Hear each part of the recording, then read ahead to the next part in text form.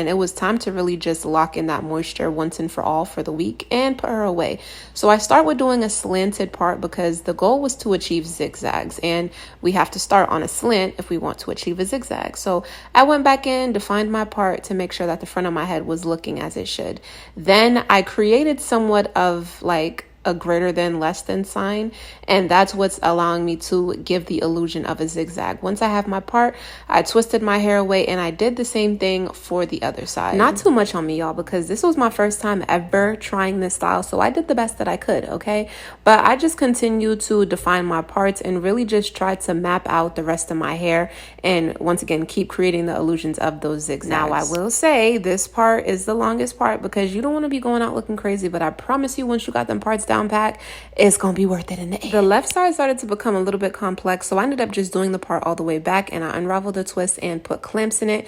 I did the same thing on the other side because I was prepping my hair so that we can do flat twists, okay? I used to flat twist my hair back in high school, and I love the comeback that it's making. After working my way through all the parts, now they're prepped to be twisted. So I detangled my hair with the wide tooth comb, and then for this one, it was actually a practice round because I wanted to make sure that I knew how to do a flat twist. It's been years since I've done this, and I just wanted to be sure because your girl has nails and we don't got time to be messing up. So we just did a little practice round. Flat twisting can be simple but complex in the same time, so I just had to do this practice round. Once I get to the end of my hair, I just continue the twist all the way down. This is what the practice round was looking like, and I was like, okay, I like it. All right, so let's do the real thing. I unraveled it, and then I added in some leave-in conditioner because we want the hair to stay moisturized, y'all, okay? That is the key.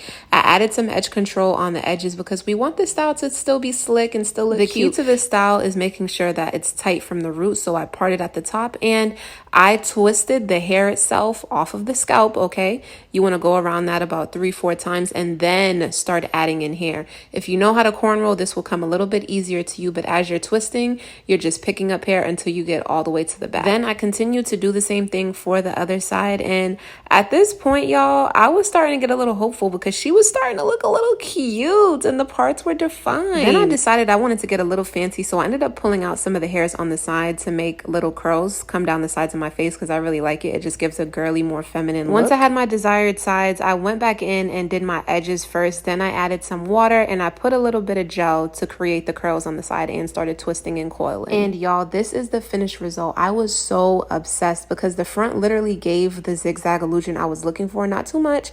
I know there was product showing in the back, but it was going to dry up anyway, and it was my first time, and I know I'm going to get better at it. But I love this hairstyle because my hair is moisturized, it's put away, I don't got to tamper with it, and it's giving natural. Yeah. Later, y'all. Let me know what y'all think of this style.